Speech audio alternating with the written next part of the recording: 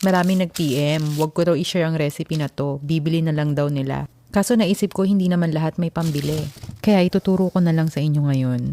I-ready po ang patatas, hugasan, balatan, hiwain ng maninipis, at i-steam natin ito.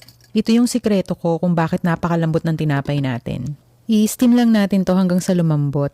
I-smash habang mainit dahil mas madali itong madurog. Palamigin lang natin to, ngayon gawin natin ang dough. Pagsamasamahin lang lahat ng dry ingredients at haluin. Saka ilagay ang gatas at itlog. Haluin at imasa gamit ang kamay. Noon pag ginagawa ko to, sinasama ko ang smashed potato sa pagmasa. Pero mas magiging madali kung i-develop muna natin ng gluten bago natin ihalo ang smashed potato at butter. Tignan yung mabuti, usually hindi nyo mahawakan ng dough na to nang hindi didikit sa kamay nyo.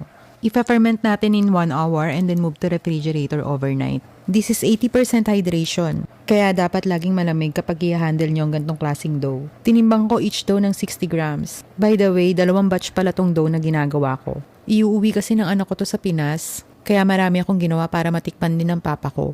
Ipalaman mo lang ang cheese sa loob kahit anong cheese na gusto mo. Make sure na nakasealed ang mga gilid. Ipuproof natin siya hanggang sa mag-double. Depende sa temperature ng bahay nyo. Ang sa akin, 30 minutes ko siyang pinroof.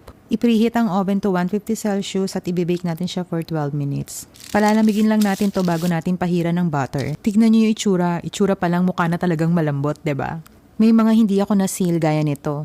Anyway, pahiran na natin ng butter. Make sure na smooth ang butter on top. 4 tablespoon of powdered milk, 2 tablespoon of sugar paghaluin lamang. Then sprinkle on top. Isusulat ko na lang yung full ingredients sa comment section. Salamat!